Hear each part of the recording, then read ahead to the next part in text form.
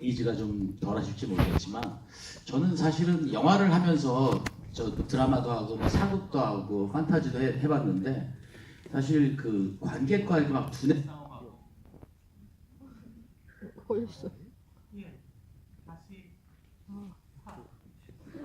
큰 소리로 관객하고 이렇게 약간 두뇌 싸움하는 그런 미스테리 스릴러 같은 게 혹시 들리세요? 뒤에?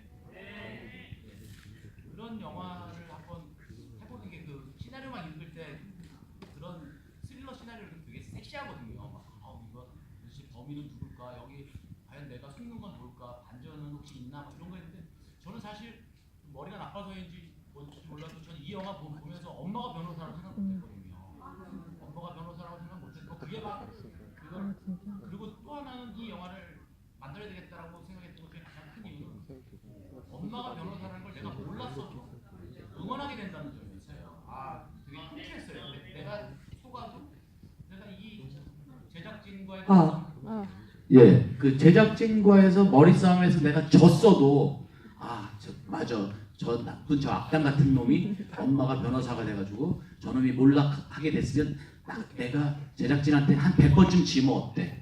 100번쯤 줘도 나는 괜찮아. 그래서 만약에 한국식으로 이 영화를 리메이크해서 관객분들이 저희가 그 반전이 막 그렇게 크게 중요하진 않지만 그래도 내가 속았어, 내가 미처 간파하지 못했어, 그래도 다 엄마 응원하실 거잖아요.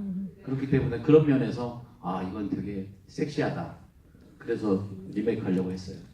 사실 이 영화는 그 홍보 물에 보면 이 영화를 만든 감독을 이제 데비 핀처라고 얘기하는데 그거보다는 저는 오히려 1960년대 헐리우드 영화를 오랜만에 다시 본 느낌? 그러니까 무슨 말씀이냐면 말타의 매라든가 또는 그 차이나타운 같은 그러니까 문학적인 그 스릴러 영화들의 범주 안에 이 영화도 들어있는 것 같아요. 그러니까 이를테면 2000년대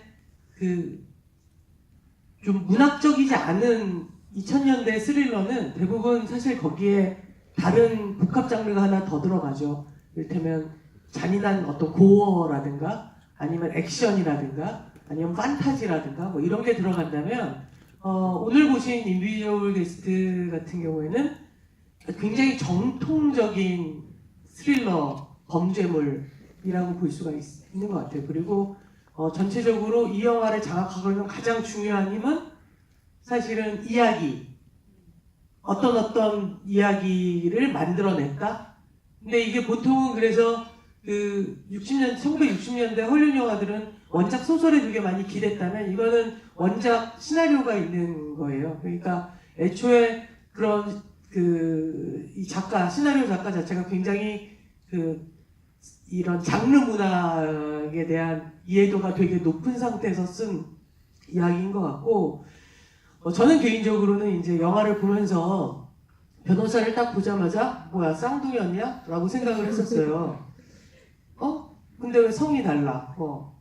그러니까 설마 가면일 거라고 생각을 못 했었는데 그 정도로 가면일 리는 없다고 생각했던 건 굉장히 품이 있어 보인다는 거예요. 그러니까 정말 그 변호사 앞에서 승승장구했고 요번에 은퇴했는데 밀었다라는 거기에 되게 걸맞는 느낌으로 이렇게 연기가 메이킹이 돼서 되게 그런 게 좋았던 것 같고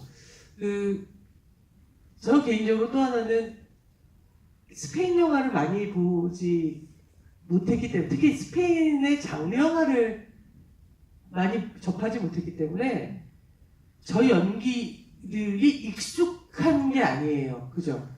만약 저 내용을 헐리우드 영화나 한국 영화 버전이었으면 연기가 우리한테 되게 익숙한 연기였을 것 같은데 조금 특히 남자 배우 같은 경우는 뭐랄까요? 그러니까 무표정인 것 같다. 라는 생각이 들어서 그게 훨씬 더 잔혹하게 느껴지기도 하고 또 이쪽에서는 그것 때문에 좀 카리스마가 없게 느껴지기도 하고 이런 것이 있는 것 같고 또 하나는 이 영화의 정말 주인공은 스페인의 건축물이구나.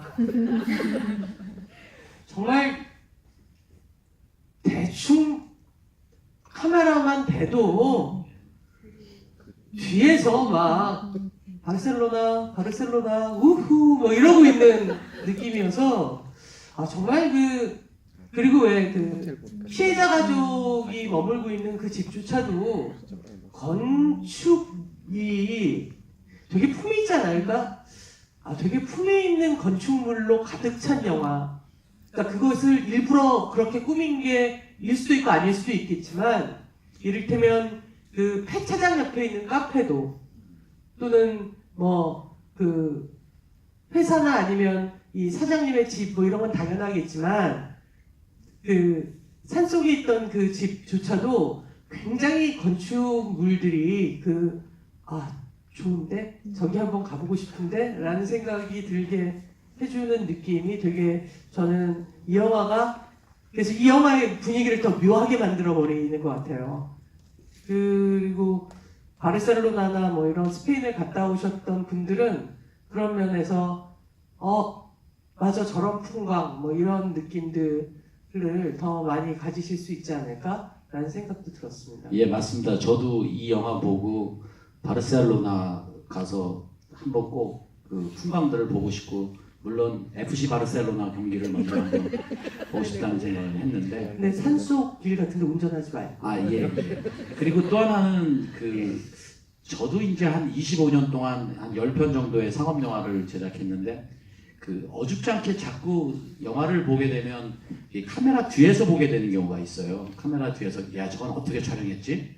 저거는 뭐 어떤 합성을 했지? 뭐 어떤 CG지? 뭐 이렇게 기술적인 부분들을 보게 되는데, 이 영화는 보면서 오롯이 영화에 그냥 몰입했던 것 같아요. 그러니까 저도 어줍지 않은 제가 먹고 사는 게 영화다 보니까 자꾸 카메라 뒤에서 이렇게 얼마나 잘하나 보자 이런 생각 없이 그냥 이 얘기에 쭉 몰입했는데, 제 스스로 약간 자괴감을 느낀 건, 그래도 제가 한국에서 미녀계로라는 특수분장을 한 영화를 만들었는데도 그 엄마의 이상한 코를 계속 모르고 봤었다는 건 내가 이게 제정신이었나 라는 자괴감은 좀 들었습니다.